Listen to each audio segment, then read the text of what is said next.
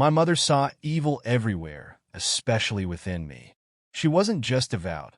She was obsessed, like a fanatic convinced that God himself had appointed her to rid our home of sin. And apparently, I was the epicenter of this supposed corruption. She dragged me into the backyard, forcing me to kneel on the hard-packed earth as she ranted about my wickedness. "You carry the mark of Cain," she'd hiss, pointing at some invisible flaw only she could perceive. Then came the belt. Each strike cracked through the air, echoing off the walls of our cramped house, leaving welts that burned like fire against my skin.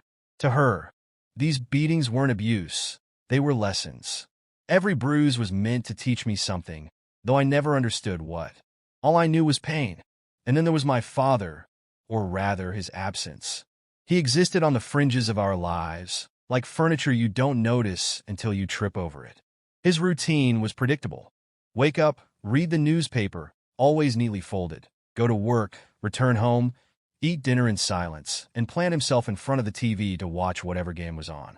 Football, basketball, baseball, it didn't matter as long as it distracted him from reality.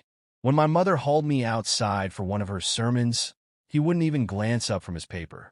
If he did look my way, it was with detached indifference, as if I were an annoying stray dog barking too loudly. He treated us all like animals, creatures to be fed and housed but not loved. My mother ruled the household with an iron fist, and he let her because it required less effort on his part. Cowardice masquerading as apathy. As her only daughter, I bore the brunt of her fury. Sons could sin and still find forgiveness. Daughters? We were vessels of temptation, disasters waiting to happen. "Every woman is an Eve in the making," she'd say, her voice sharp enough to cut glass.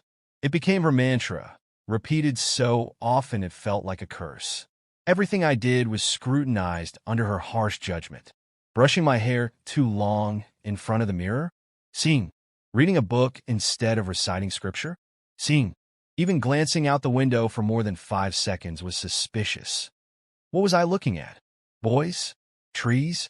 The devil himself? There was no pleasing her. No matter how hard I tried, I always fell short. My only refuge was school, not because I had friends, but because of the library. That place became my sanctuary. Geography textbooks transported me to faraway lands I'd never visit.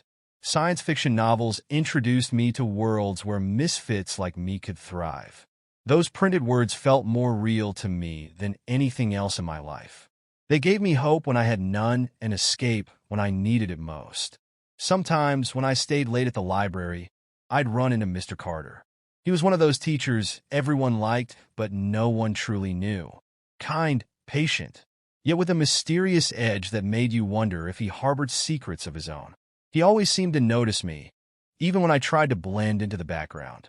One day, he handed me a copy of The Giver and said, "This reminded me of you." I didn't know how to respond, so I just nodded and took the book. Over time, he began recommending more titles, books about resilience, rebellion, and self-discovery. Once, after handing me an intense novel, he looked me straight in the eye and said, "You're destined for greatness." At the time, I thought it was encouragement. Now, I'm not so sure. Looking back, there was something unsettling about the way he watched me, as if he saw something in me that I couldn't or didn't want to see myself. Puberty hit me like a freight train, and my mother reacted as if it were the end of the world. The moment she caught me admiring my reflection in the mirror, brushing my hair, she snapped. "Vanity is the gateway to sin," she screamed, snatching the brush from my hand and snapping it in half. From that day on, fasting became mandatory, prayer sessions grew longer, and every ounce of joy was systematically stripped away. She confiscated all my books except for the Holy Bible, which I was forced to read cover to cover. I even overheard her discussing pulling me out of school entirely. Apparently, education was corrupting my soul. Ironically, the only thing corrupting me was her. But here's the twist. It was during this period of suffocating control that I met Daniel in biology class. At first, he was just the guy who sat next to me, cracking lame jokes about mitochondria being the powerhouse of the cell. "Yeah, but does it have Wi-Fi?" he quipped once, earning an eye roll from our teacher. Our friendship started innocently enough, but soon we began spending lunch breaks together. Daniel came from a broken home. His parents were addicts, ghosts drifting in and out of his life. And somehow, our shared pain bonded us. He got it. He understood what it was like to feel trapped, unseen, unloved. For the first time in forever, I felt like someone truly saw me. Home wasn't safe anymore, so I spent most of my time either with Daniel or buried in books at the library. My taste shifted. Romance novels replaced science fiction, and every story seemed to remind me of him. Mr. Carter noticed the change. He started handing me titles filled with passion and longing, stories that ignited something deep inside me. It was intoxicating and dangerous, because the more I read, the more I wanted, and the more I wanted, the harder it became to suppress those feelings. Daniel began walking me partway home after school, sharing stories about movies and TV shows I'd never seen. His world, full of smartphones, apps, memes, and pop culture references, felt as foreign to me as my rigid existence did to him.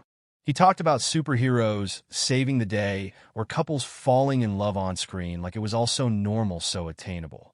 Meanwhile, my reality revolved around dodging my mother's wrath and surviving another day in that suffocating house. But despite our differences, we connected deeply.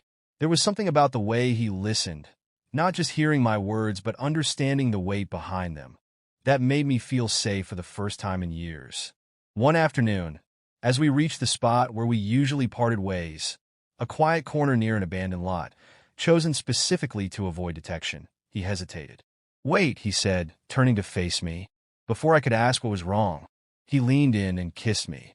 It was my first kiss, and the sensation was electric, like a spark igniting something inside me that I didn't even know existed. My heart raced, my cheeks burned, and for a moment, everything else faded away. No mother, no beatings, no cage waiting for me at home. Just Daniel. For the first time in my life, I felt alive. But happiness in my world was fleeting. That same evening, my older brother spotted us from his bike and raced home to tattle. When I walked through the door, my mother's eyes locked onto mine with a mix of hatred and terror. She didn't yell this time. She didn't scream or rant about the devil. Instead, she grabbed me by the arm with a grip so tight it left bruises, dragging me down to the basement. My brothers, smirking like hyenas, helped restrain me while she hacked off chunks of my hair with scissors, muttering prayers under her breath. Then they shoved me into an improvised cage they'd built down there, a metal frame covered with chicken wire, barely big enough to sit in. "My child, do not give the devil a foothold," she whispered, her voice trembling with rage. "Or I'll take it from you." Then she slammed the door shut, plunging me into darkness. That night, I cried until my throat was raw. The cold seeped into my bones, and the scurrying of rats kept me awake. Hunger gnawed at my stomach, but worse was the emptiness, the realization that no one would come for me. Not my father, who pretended I didn't exist. Not my brothers, who treated me like a prisoner. And certainly not God, whose silence mocked me every time I prayed. By morning, my thoughts had turned dark. If I couldn't escape this hell, maybe I could burn it down. The next evening, as my family went about their routines upstairs, I heard the faint creak of the basement door opening. At first, I thought it was my mother coming to deliver another sermon, or worse, more punishment. But then a shadowy figure descended the stairs. It was Mr. Carter. His thin hand reached through the bars of the cage, motioning for me to follow him.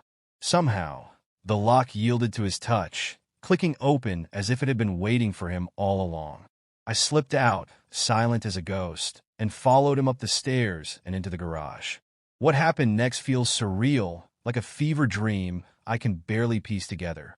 Together, we raided the garage, siphoning gasoline from my father's truck using a hose. The smell of fuel filled the air, sharp and nauseating, but I didn't care. We poured it liberally inside and around the house, ensuring no exit would remain unscathed. Every splash of liquid felt like a step toward freedom. I turned on the gas valve in the kitchen, then stepped outside, clutching the lighter my father used for his cigars. It was ironic, really, using his own tools to destroy everything he ignored. One of my brothers must have heard something, because I saw him open the door, peering out suspiciously. But it was already too late. With a flick of the lighter, flames erupted, consuming the house in seconds. The heat hit me like a wall, forcing me back as the inferno roared to life. I stood in the yard, holding Mr. Carter's hand, his skin unnervingly cold, his eyes black as pitch, as the fire swallowed everything. The windows shattered, sending shards of glass flying like shrapnel. Smoke billowed into the sky, choking the stars. Neighbors gathered, shouting and pointing. Sirens wailed in the distance, growing louder with each passing second. As the fire trucks approached, I turned to thank Mr. Carter, but he was gone, vanished, as if he'd never been there at all. I looked around, searching for any sign of him, but there was nothing. Just me, standing amidst the chaos, watching the ashes of my old life rise into the night sky.